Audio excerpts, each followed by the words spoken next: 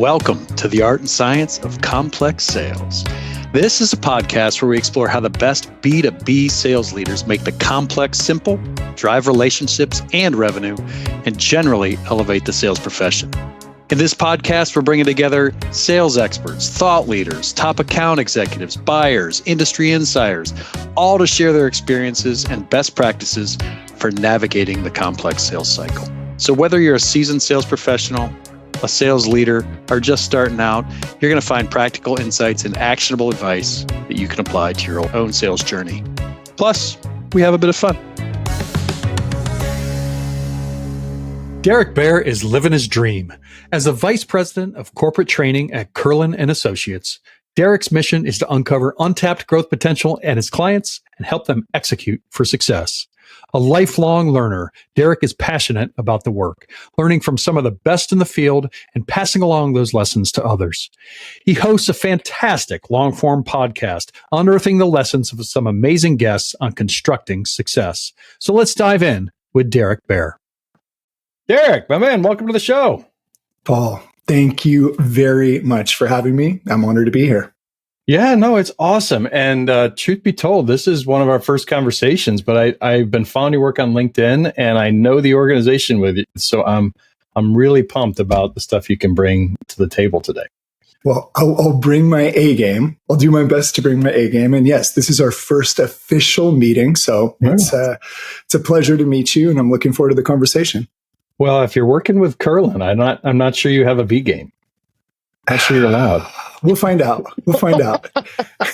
You're right. I'm probably not allowed. Yeah. No, I think we talked about that. I have so much respect for that man and the stuff that they build. And so let's talk a couple of things. We talked a little bit before, and I think you have a fascinating story about sales, how you got into sales, how you view sales. Let's start with your journey in sales. Where'd you get started and how'd that go? Well, do you mind if I actually take it a step further back into the history? So the way that I got into sales, and we'll let the listeners decide if this is sales to them, but I was 13 years old, which I don't know if you can do this now, but I was 13 years old and I got a job as a golf caddy at a really, really, really nice golf course on the east side of Seattle called Newcastle.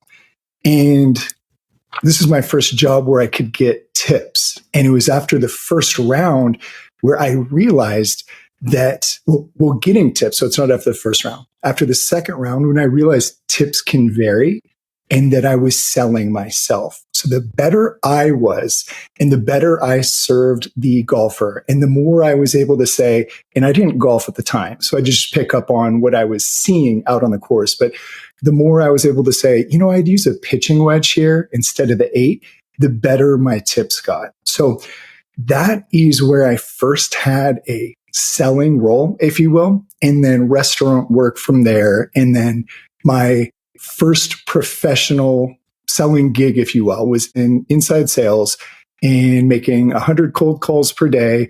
We had a sales process, if you want to call it that, but it was cold calling, one call close, and I did really well there. And I transitioned from there, and that's where our story picks up, from the inside sales role to outside sales. And in the outside sales role, it felt like I was traveling around a territory, shaking hands, dropping off business cards, giving literature or marketing materials, dropping off samples. It was almost like I was more on the customer service side. And I remember thinking to myself, as much as the accounts that I was calling on liked me and as friendly as I was, I remember having anxiety about whether or not I would get a call the next day saying you're done. And the reason I was concerned was there was no tangible evidence of whether I was performing or not. I had no control over how the sales would pull through. I was in pull through sales, but I didn't know if a conversation I had would lead to a sale that day or 5 years down the road. And so this is where Dave Kurlan and Baseline Selling enters the picture. The company I was with had hired Dave, or had hired Kurlan Associates, and we had a consultant named Dennis Connolly come in. Okay. And when Dennis Connolly came in, he blew my mind. His objection handling, I remember being at the sales kickoff and thinking, this guy, how is he going to tell me what to do? He doesn't know my accounts. He hasn't walked a day in my shoes. And I'm going to try to blow him up a little bit at the sales kickoff. So I put up some objections, and it was like being with a ninja or like a black belt in jujitsu. And he just so smoothly and easily lowered my resistance, asked me questions that made me think like, holy shit, this guy's good.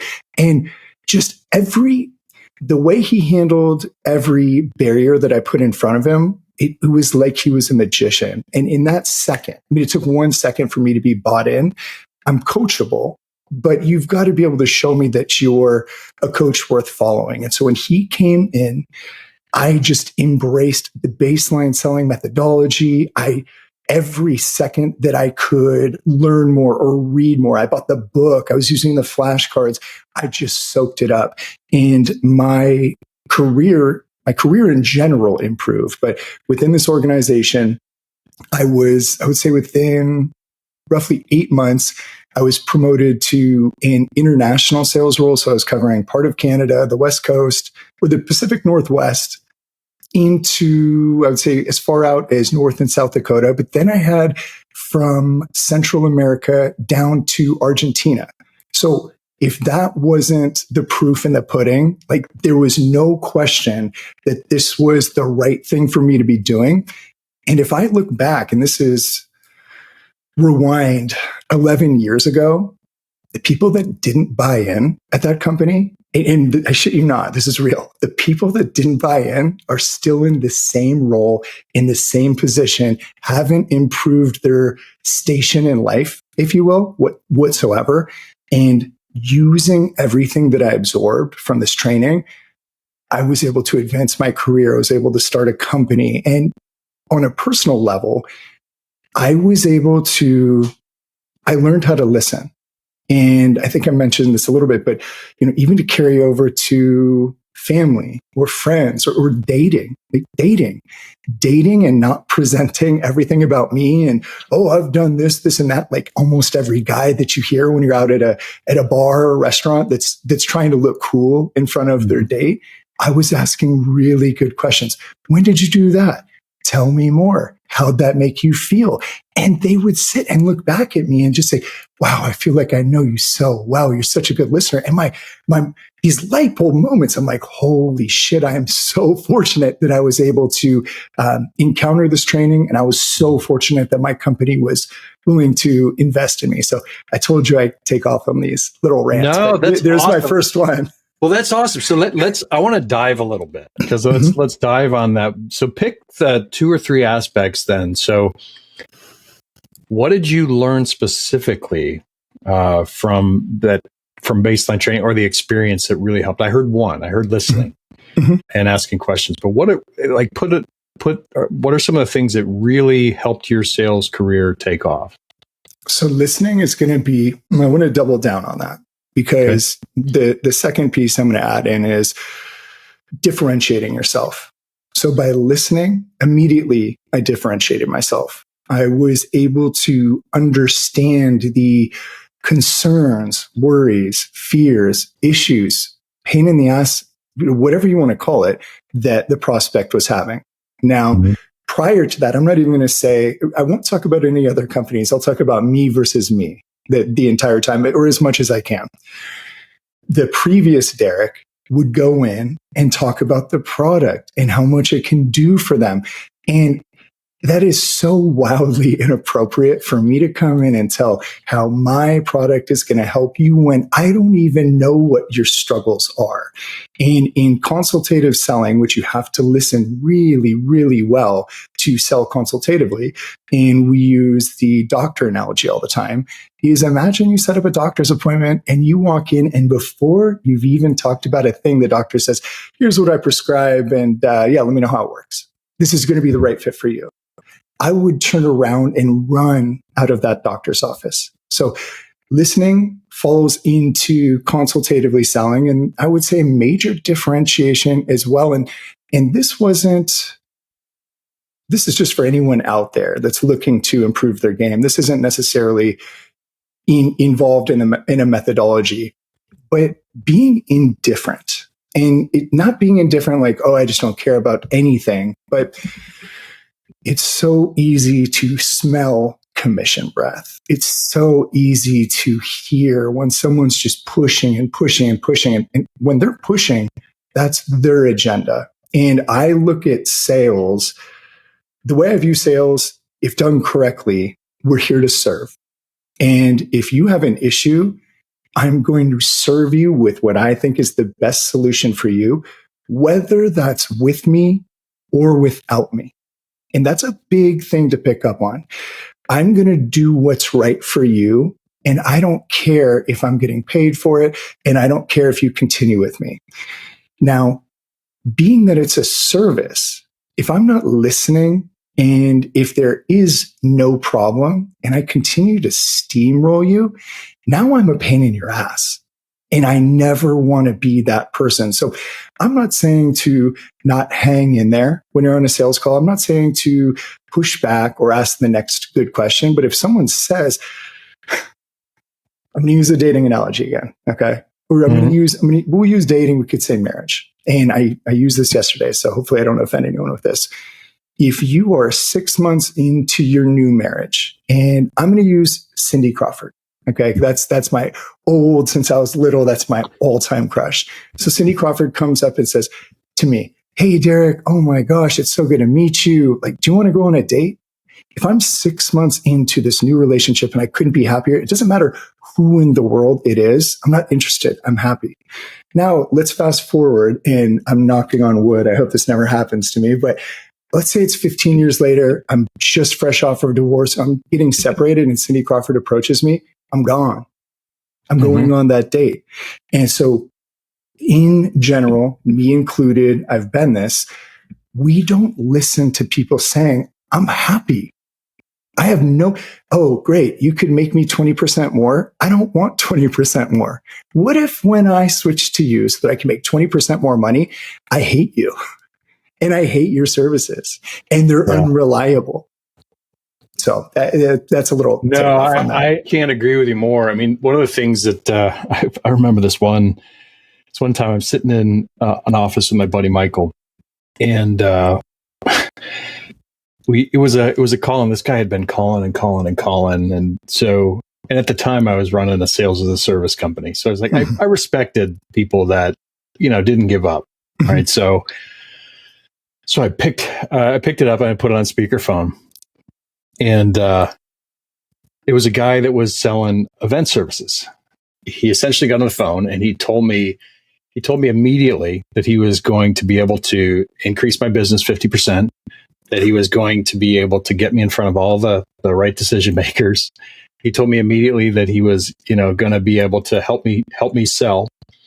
And then one of the really funny things, I stopped. I was like, what business? Because we had a couple of businesses at the time. I was like, what business are you calling in for? Yeah. And he had the absolute wrong business.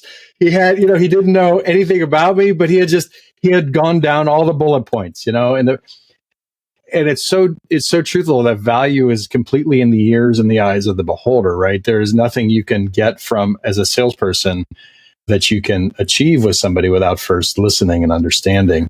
Totally. And one of the things that's really interesting to me, moving from that, because a lot of times culturally that is not well understood. And I think we say it a lot, but it's not well understood in practice. Meaning you went from an SDR, BDR, role where you're on the phone consistently, right? 100 phone calls a day and boom, boom, boom, boom, boom. You got to be able to talk smooth. You got to be able to be fast, think on your feet.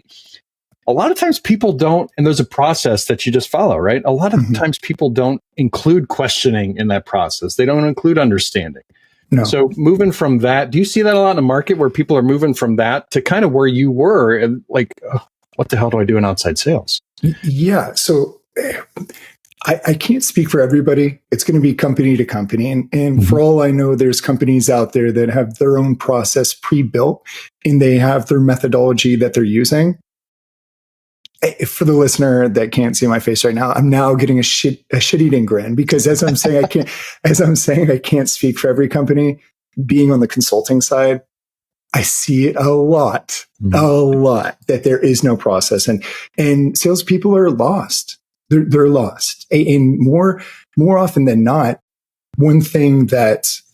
some of the things that I really enjoy about the consulting side is being able to help the not even younger, just the person that was in my shoes that were lost. And with the outside sales role, that goes to you're in an autonomous role. You could be in 4 different states. No one knows where you're at. You don't necessarily see, at least in my experience, we were working through 2-step distribution and then going through another business. And we have no idea what's really going on. And we're just constantly pushing and constantly trying because that's what we think.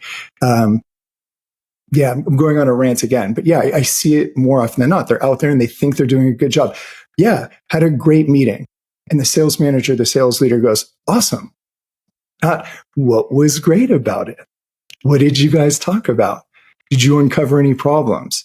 Oh, you went golfing again. Okay.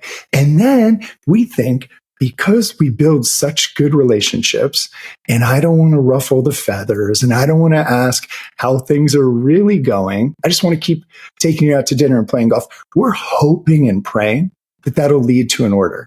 And fast forward every year, we don't get it. And next year will be the year. Our program wasn't as good. We didn't give as good of a rebate. No one gives a shit about 1 or 2%. It's about being taken care of the right way. And there's so many things. I'm taking off in different directions of methodology and having things in process, but we just don't have enough. I'm going to monkey branch from this to sales management. And I've been guilty of this as well. This is anything that I'm talking shit about, I've done. Let's go into sales management. Sales managers don't want to be micromanagers. And I didn't want to be a micromanager either. So what would make a micromanager versus a value manager? And a micromanager is someone that's talking to you once a week. I mean, it could be more, but talking to you once a week. Hey, have you made this call? Did you do this? Da, da, da, da, da. Almost like they're a police officer or a hall monitor. A value-based manager is checking in. It could be a daily call. And as I'm saying this, I'm sure people are going, daily, that's way too much. I get so much value from Dave and Dennis on a daily basis because they're not policing me. They're asking if I need anything. And I've got 2 guys that I would consider they are in the 0.0001% of all salespeople. So I would be a complete dumbass to not ask them questions, to not say, I got stonewalled here. Can you help me out here? And when they give me value and they help me get over it, I want to talk to them as much as I can. Now, the opposite side of that is the sales manager, like I said, that's policing, that doesn't help you with any strategy. There's no pre-call strategy.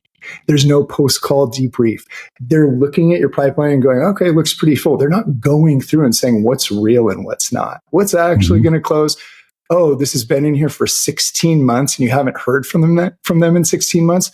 Why the fuck is this in your pipeline, dude? I'm not mad at you, but let me teach you what's real and what's not. So I'm going all over the place, but this is actually how I feel. This is exactly where we need to go because So, one of the things I'm hearing you say is absolutely 2 things popped out to you and changed your sales life.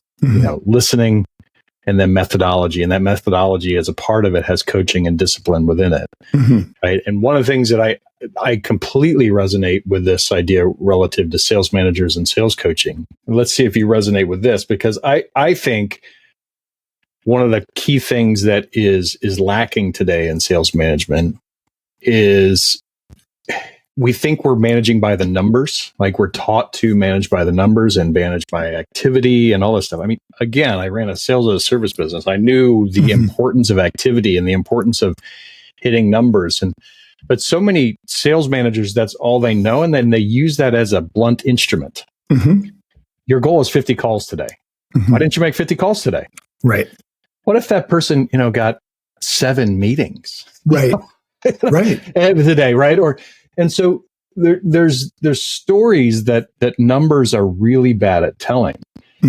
And I don't think in general companies invest enough in their sales managers and that first level sales manager to help them understand the story that's been being told, as well as how to then arm the rep with getting better at uncovering that story.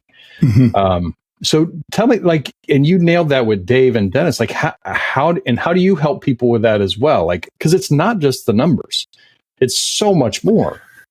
No, yeah, it's not the numbers. So accountability is important, and the sales manager is to be there for accountability. The sales manager also should err on the side of empowerment over monitoring. So, hey, I'm looking at your numbers. We're a little off here. How can I help? As opposed to just get out there and make more calls, see more people, make more appointments, whatever that is. And well, when I'm saying accountability and I'm saying empowerment, there's more to it. So you need to be an authority figure, but not an authority figure in a scary, I'm going to get in trouble, I can't wait for my boss to go on vacation way. You need to be an authority figure because they need to respect you and believe in what you say. Now, the way to establish that authority figure without leading by fear and intimidation is by also checking in. And when I'm saying checking in, it could be, hey, Paul, I'm looking at your KPIs and you didn't make a call last week. What's going on? Are you okay? And maybe, and I keep going back to breakups, but maybe you're going through a breakup and maybe you've got a family member that's sick, or maybe something is going on. And that sales manager that is doing their job to be your coach, to be your leader, to be your friend, to be your therapist at times needs to have that check-in and say, why don't we do this? Why don't you take Friday and Monday off? Do some R&R. Come back Tuesday when you're refreshed. And if Tuesday is not ready, or if you're not ready on Tuesday, let's push it to Wednesday. But when you come back in, we are back to the Paul that I know. And we're going to hit the ground running. How about that? And you are going to be like, holy shit, I love my manager. I will run through a wall for my manager. And when you're getting that type of feedback, that type of care from someone that's in a leadership position, that's when the recruiter that calls you up and says, hey, I got a job for you. You can make 50 grand more. You're like, I'm not interested. I don't really care about that. I love this person and I will do anything for them. And until they leave, I'm not going anywhere because they're invested in me. And not that I owe them, but I would be wild. I would be crazy not to hang around. So once again, I don't know if I'm taking. No, you're making perfect sense. I'm going to refer you. I want you to listen to an episode of this podcast, or for everybody on this as well. James Rory's, he talks about the differentiation between a power leader and a servant leader, and your definition of sales as service. And I'm not talking customer service, right? I'm talking about sales as a servant leader, right? Is exactly where he goes with that, and because there is the difference, and he says. You listen to it. He's like, I was a power leader. I was that guy. I was that asshole that, everybody would be in there at 6:30 at night and I'd still be pounding, get me a number and get it closed and just do whatever it takes. But he completely flipped, right? And what he found when he flipped is exactly what you're saying, is that people wanted to work for him, wanted to work with him. His career changed, his life changed, and so that lesson in and of itself that you're bringing today of listening within a methodology and then coaching for service and raising up and empowerment rather than, I love how you said that you need to be an authority figure, but you do that by earning respect. You don't do that by demanding respect. Right. Well, in the demand of respect, and I'm not going to use I'm never going to use names when it's anything negative, but I've worked with many organizations now. And I don't know if I want to change the way they said it. If this person listened to it, they know exactly who they were. I'll just say it doesn't matter, because if you're listening to this, you got to change your shit. One way that they led was they said, why? This is a quote. And I heard this probably 15 times being around them. Why? Because I sign your fucking checks. That was the message. And everybody that worked there was stressed out. They were working in fear. They were attempting to perform because they were so scared of making a mistake or getting fired or getting cut. And when you think about that from a sports position, let's just say you're playing a sport, you can't play scared and you can't play hurt. Or excuse me, hold on. Not that. You can't play in fear, like being scared. Like, oh, if my arm's hurt, I'm not going to swing all the way through because I don't want to hurt my arm. Yeah. We can't be playing like, oh, if I'm a football player and I'm a wide receiver, I'm worried about catching this pass because I've got a concussion. I shouldn't be out here. And if I get hit one more time, I'm smoked. Because when you're playing like that, your body is not where it needs to be. And you want to be like, most people, we're not going to be able to see me, but like, I want to be stretched out. I want to be relaxed. I want to be flowing. I want to be like, I just came out of a yoga class and it's like, all right, guys, let's get this done today. And instead of putting in a 16-hour day of cold calling and fear, let's make 4 hours really count. Let's get out of here so we're rested for tomorrow. Like that, there's night and day difference in leadership, and it's night and day difference between respect and following. And it's night and day difference about, unless maybe someone's a sociopath or a narcissist and just doesn't care how they're perceived. Like, I want an organization that is, some of my employees or colleagues are inviting me to their wedding because they really value me. I don't want them being like, okay, everyone's invited except for Derek. I hate that guy. So I'm ranting again, but this is some of the things I've seen. Not a rant. It's like this, the golf swing, right? You ever get up there on that first tee and you're like, and there's, 9 people in the group watching you and you haven't played in 2 years, and at least this is me.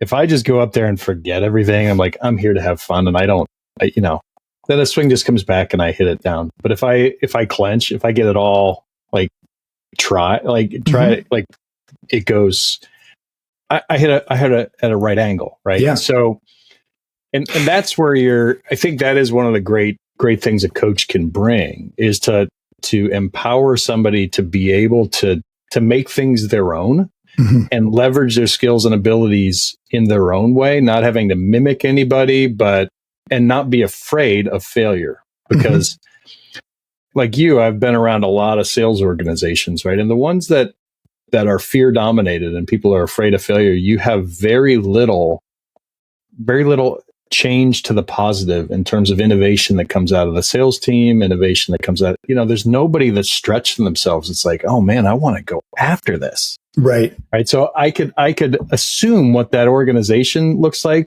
when somebody says, well, do it because I sign your fucking check. Yeah. I get that. It's like you're clenched. You will only you'll do things out of compliance, right? It's compliance. It's not commitment. And there's a very big difference between the two. It's so funny, just you mentioning golf. So funny side piece to this story is I was at a golf tournament for this organization. And this leader that I'm talking about was on the tee box. And as I walked up, it was almost like minions. All of his employees that were there were just super focused. Don't look away. Watch him take his swing. And one of them looks back at me and says, watch this. He's really good. Now, a little bit of the information, some background information was he's about 15 years older than me. And I know he really respected me. And we both played at different times, community college baseball, same league. So they say, watch him. He's really good. And I'm watching this and I'm thinking to myself, he's going to try to impress me right now. And he tightens up and just drives it right into a tree. And that's exactly what we're talking about. He wasn't being himself because he was trying to impress or trying to show his power or whatever, and completely screwed up. And then all the scared employees were clapping. Oh, that never happens. It was crazy. Get it next time. Get it next time. It felt like I was in, I hope this doesn't offend anyone. I felt like I was in North Korea. That's I'm serious. Yeah. It was like Twilight Zone. Like, okay, whatever. All right, see you guys. But yeah. I hope I don't offend anyone with that. No, I am not here to not offend people. So cool. You can say whatever you want. Let's talk about what you're doing now, because one of the things I think is really cool is that you've translated the learning you've taken, the love of sales and the learning that you've taken from them, and you've actually made a career out of coaching and helping. So tell me a little bit more about that. So I work for Kurlan Associates, which is Dave Kurlan. I mentioned before I work with Dave and Dennis Connolly. So I had reached out to Dennis. I think it was 2020. It was around the time of COVID, and I was at a company where I was preparing to make my exit. I had hit my goals. I had done what I want to, and the fun, as we're talking about, this is a really good sales question when someone comes to you, or you're talking to someone that maybe wasn't interested a year ago and now they're reaching out. What changed? Like, we leave that question out all the time. What changed? We spoke a while ago, didn't come up, and now you're calling me. Did something happen? So I could sense that things were changing as this company was growing. And I reached out to Dennis and I asked him, how did you get your start in sales consulting? And for whatever reason in my head, I believed, this is a self-limiting belief. This is something we talk about. I believed that I had to be 40. I don't know why, just to get the respect of coaching or consulting for anyone older than me, or at least I had to be around long enough. And so I spoke with Dennis. He looked at my score. He remembered me from, I think it was at that time, 9 or 10 years before. And he looked at my OMG score, or objective management score, from the evaluation. He said, no, this looks really good. Let me give Dave a call. And within, 4 to 6 weeks, I was working for Kurlan. And so what does that mean? That means that I work for a firm and we help companies who are struggling with, it could be anything, but typically something's off. Revenue, sales related, not enough new business, losing business, whatever it is. So we will come in and we assess what's broken or what's nearly completely broken or what needs improvement. So being in this realm and consulting for any industry, because sales is sales, and using a process and using a methodology that works for any industry, truly, I use this term, and hopefully this doesn't offend him. I hope he takes pride in this, but I feel like I'm working with Yoda, being around Dave Kurlan. Like he can say something off the cuff that's just a side comment that blows my mind. I'm like, oh my gosh, this is why I need to just keep just talking, just a regular conversation. And so I'm learning as much as I can from him. I'm learning as much as I can from Dennis, and putting everything into practice while starting to understand. I mean, I don't think to date, I haven't consulted for the same industry twice. This might be too much information, but what I thought when I was coming into this was, I thought that I would come in and we'd do something like an 8-month engagement. And at the end of the 8 months, we move on to someone else. And what I've been noticing, and this is for me, and this is not my soapbox moment, this is not my pat myself on the back moment, but if things are going well, and if they're really getting value from you, and when I'm saying them, I'm saying the companies that we help, they keep you around. And I think that I am worth my weight in gold, not only because of the knowledge that I'm able to absorb from Dave and Dennis, and just all of the information, all of the recordings Dave has out there, all of the role plays. Dave's got I'm pulling this, I'm shooting from the hip here, but I think he's got, I wouldn't be surprised if he had, and this could be way off, but I wouldn't be surprised if he has 10,000 articles. You can attest to this or not. No, I know he's got a ton. It's one of the reasons I absolutely love working with them, because we share content really with you guys, because we share content really well. And his ideas are, I mean, to put it this way, I think they're just very foundational, right? Meaning it's foundational and really well done, right? Really well done. And so you can start to, like you did, right? They're ideas that you can build a career off of, a company off of, and an industry off of, if you just practice, right? And practice. And this is not my wording. And he didn't.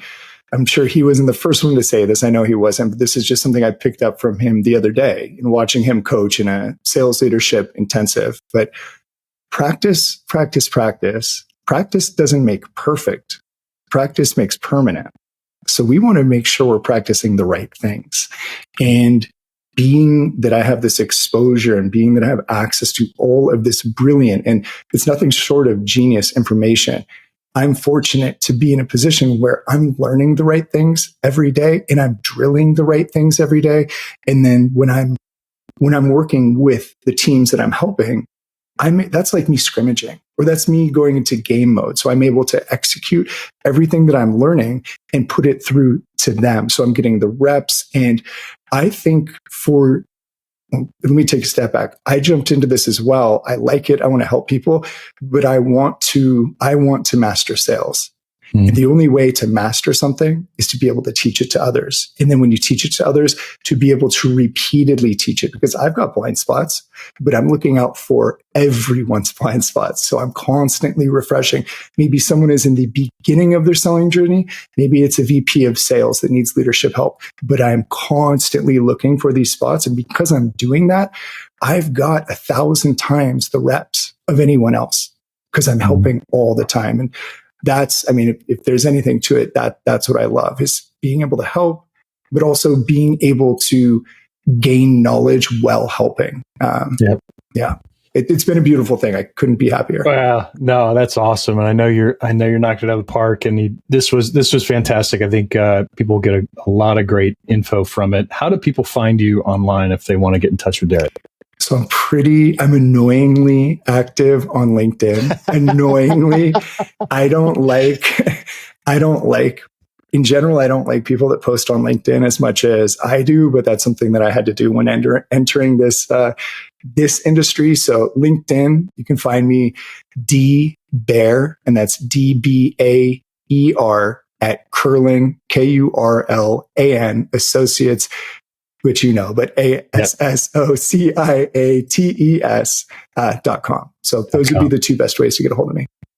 Awesome. Well, I will make sure that we post those ways to get a hold of you on the pod. And anything that you want to wrap up with? Yeah. Anything that I want to wrap up with. Yes. More than practicing and reading and learning is so important. But taking care of yourself and your body and your mental health is going to be the difference between you being successful and not. And if I toss and turn all night and I sleep 4 hours, I am not the same version of myself as if I get 8 hours of quality sleep. And if I'm not hydrated, and we talked a little bit about self-limiting beliefs, but if I wake up and I'm thinking, oh man, they're not going to take my call. They don't want to hear me. I don't sound good, versus I can't wait to get on the phones. They would be crazy not to take my call. I can't wait to talk to them because they're going to love me.